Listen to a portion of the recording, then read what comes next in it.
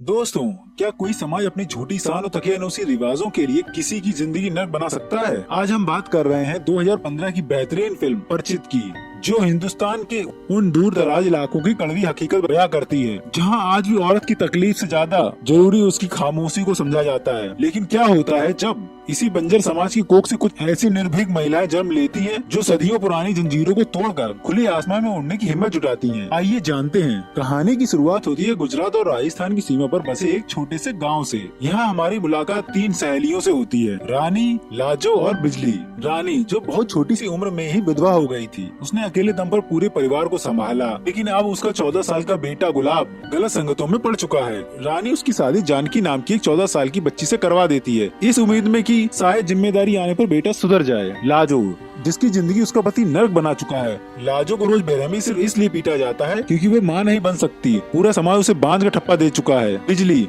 जो एक dance company की जान है, पूरा गांव उसकी एक झलक का दीवाना है, लेकिन असल में वो अंदर से उतनी ही अकेली है और उसे सिर्फ एक खिलौना समझा जाता है।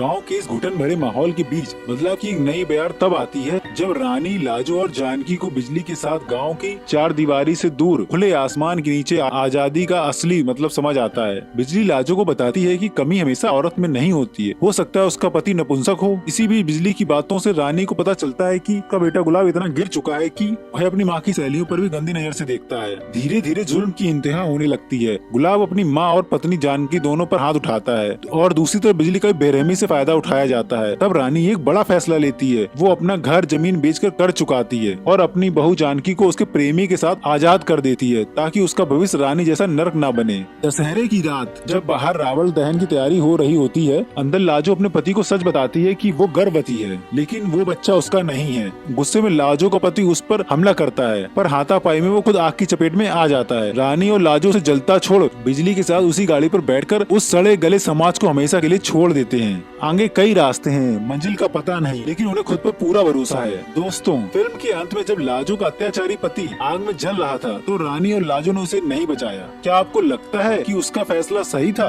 या इंसानियत के नाते उन्हें बचा लेना चाहिए था? कमेंट में अपनी राय जरूर बताएं। अगर आपको ये एक्सप्लेनेशन पसंद आया हो तो वीडियो को लाइक करें, दोस्तों के साथ शेयर करें और ऐसे ही बेहतरीन फिल्मों की कहानियों के लिए हमारे चैनल को सब्सक्राइब करें। मिलते हैं अगली वीडियो में, तब तक के लिए धन्यवाद।